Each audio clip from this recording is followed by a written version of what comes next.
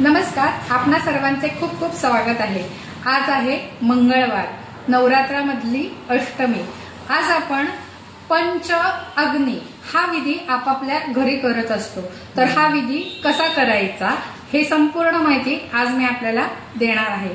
सर्वप्रथम आपण काय करणार आहोत, तिळाचं तेल पूर्ण चार्ज करून घेणार आहोत। चार्ज करणार म्हणजे काय करणार, तर हे तिळाचं तेल अख्खीच बाटली डाव्या हातात घेणार, वर उजवा हात झाकणार आणि माझी जी काही इच्छा आहे ती इच्छा 9 वेळा म्हणणार।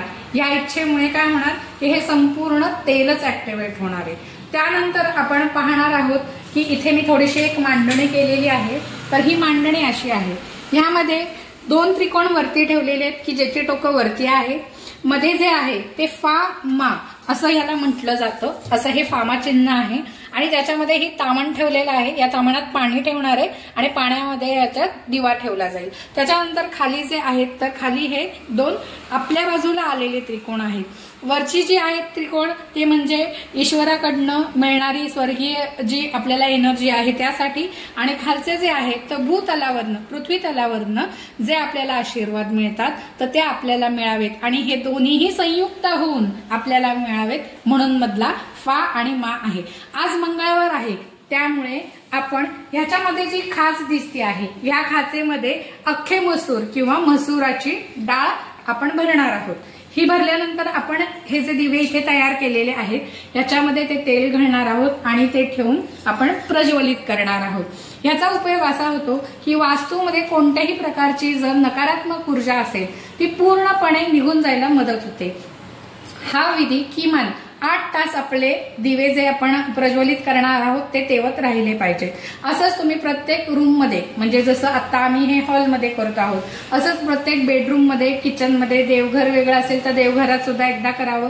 कारण कसं आहे किंवा आणखीन कोणी जर येत असेल तर त्यांच्यामध्ये जर नकारात्मक ऊर्जा असेल तर ती आपल्या वास्तूमध्ये येते। तर अशी आलेली पूर्ण नकारात्मक ऊर्जा निघून जाऊन आपल्याला सकारात्मक ऊर्जा मिळावी यासाठी पंच अग्नी हा विधी करायचा असतो।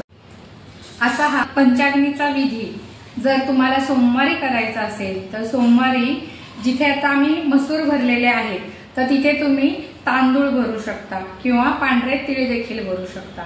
मंगळवारी मसुराची डाळ किंवा अख्खे मसूर भरायचे आहेत। बुधवारी हिरवे मूग वापरायचे आहेत। गुरुवारी हरभऱ्याची डाळ, शुक्रवारी साखर किंवा तांदूळ वापरायचे आहेत। शनिवारी काळा अख्खा उडीद वापरायचा आहे आणि रविवारी गहू वापरायचे।